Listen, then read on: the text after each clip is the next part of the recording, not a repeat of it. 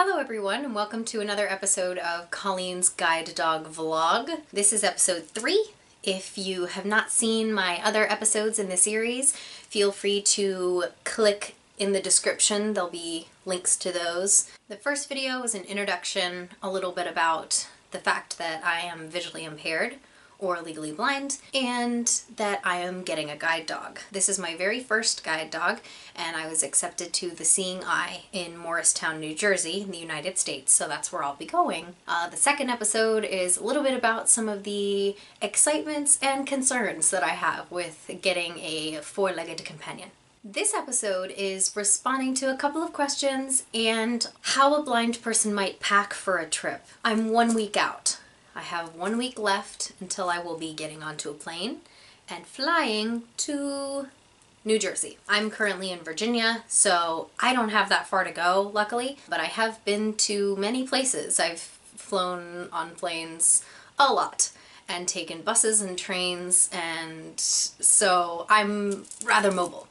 As far as myself, I have some anxiety around change and packing and getting ready to go places. That, coupled with my blindness, makes packing difficult because you kind of want to procrastinate, you don't want to pack, so you leave it until the last minute, and then you're up until forever, and then you may as well just stay awake because you have to go to the airport 6 hours early. Just kidding, it's only 2 hours early, but it feels like 6 hours. So just dealing with the apprehension part of change and being out of my comfort zone. I have learned over the years to do things for myself to help me just feel like I'm more ready to go. For instance, yesterday I got my nails done. This color is called Bubble Bath. Speaking of colors, one of the questions I received was, "Hey, you look pretty good in your videos. Who picks your clothes for you?" I do. That's why I only look pretty good. I come from a place of being sighted at one time, and I have a little bit of peripheral vision left, so I use some of my vision to pick out my outfits, but I will ask friends when I'm purchasing something, or I'll receive something as a gift that people know that I like. Just by the feel of the shirt or tank top or sweater, I could tell which one it is. And if not, there are certain apps you can use where you can take a picture of something and it will read you a description of what it is. I did a podcast on an app called TapTapSee, which is a great app. I really enjoy that one. Some of the color identifier apps are pretty good. Some of them don't really get the colors right because of the lighting or whatever. There are resources for visually impaired people, technology-wise, to figure out what color something might be. Now, do I want to go shopping by myself? No.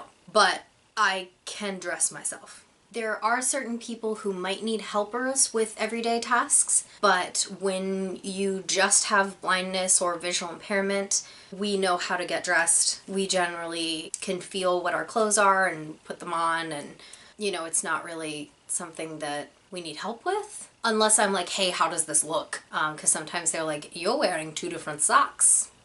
So picking clothes to wear when packing is just as difficult for anyone else, I think. I don't think it makes it any more challenging as being visually impaired. It's hard to decide what you want to bring somewhere. And I hate to be stereotypical, but especially for women. Things I've learned about blindness and packing are for my own personality. Like I said, I have a lot of anxiety with packing, so with that and the added time it takes someone with a visual impairment to do things, I give myself plenty of time to pack. Plus, there's lots of bagging laws now where you have to pay for a check bag or they're going to search your stuff. If you have a cane or a guide dog, you're already down a hand. You only have one hand, and if it's also full of luggage and you're wearing a backpack or something like that, you have no more room in your life for carrying things.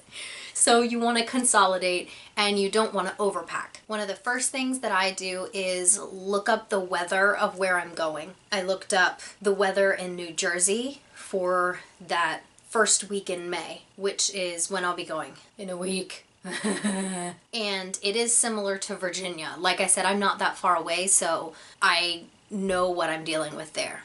Secondly, I make a physical list of the things that I am going to need I actually type it out, or I used to write it down in Sharpie in a big thing. I've graduated from that. So I type out a big list of everything I know I'm gonna need. The order in which I do that is, for me, head to toe, because that way you have a consistency in how you're thinking. So head, you start with hair. So you're like, okay, I need shampoo, conditioner, and any sort of product I want to use with my hair. I also would like a hat. Then I move to my face wash, or a particular lotion or makeup you want to bring, and sunglasses. For me, I have very sensitive eyes. They're very sensitive to light, so I wear sunglasses most of the time, especially outside. Then I go to my ears, earrings, and also earplugs and headphones. Earplugs are for flying, and also for if there's a crazy amount of noise because I'm going to a new place. Also headphones, so you can listen to whatever and wear them at night if you like to sleep with some sort of music or sounds on. Then I go to my nose, which is nasal spray because I have a lot of allergies. Mouth takes you to toothbrush, toothpaste. You make your way down, bras, underwear, socks, tank top, t-shirt, long sleeve shirt, jacket, hoodie, shorts, pants, skirt, your shoes. What kind of shoes would you want to bring? For the seeing eye in particular, I know I'm going to be walking about 3 to 4 miles a day with a dog, so I don't want to wear flip-flops. And blind people in general, unless you're really secure in where you are, you really don't want to end up wearing flip-flops or sandals, because if you're going to be tripping or your toes could scrape, you could lose a shoe. So I know that I'm going to be bringing sneakers and a pair of boots, both of which are very comfortable walking shoes. Grandma's got her orthopedic shoes going on, so that's what I'm bringing. Another thing before I leave anywhere, I always say keys, wallet, phone, meds. You know, you've got your keys to get in where you need to go and for your home. Wallet normally has your ID and money in it. Phone, because unfortunately we can't live without those anymore, especially being visually impaired because we use our phones for everything. Meds. If you take any kind of medication on a regular basis, those are difficult to refill quickly if you forget them. It's not impossible, but you want to take your meds with you when you're going on a trip. So I'm going to be gone about 3.5 weeks. Then you think about bringing enough clothes for about a week and then doing laundry. When I pack, I also like to try and bring clothes I can put in the washer and the dryer. When I have a dog at the seeing eye, and for the rest of my life, I'm gonna also have to think about dog hair, but I'm not there yet because I don't know what color my doggy's gonna be. Like I said, I'm a week out on my trip and I've already started packing. And I've already made my list. Why does someone who's visually impaired want to do this, or probably should do this? It's also because we can't glance around a room and think about what we might have forgotten. You know, we actually have to feel around for things. Unless you get those locator beepy things. I really need to get one of those where you like press the button and it beep beep, I'm over here, I'm your water, you forget me all the time.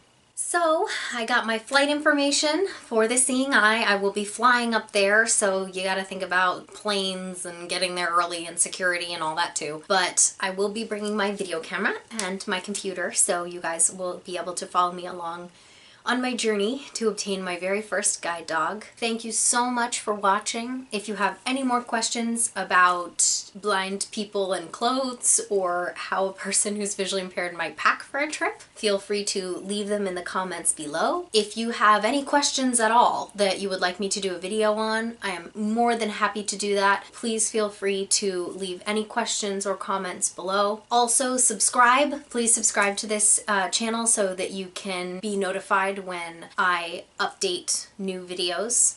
Give me a thumbs up and like the video.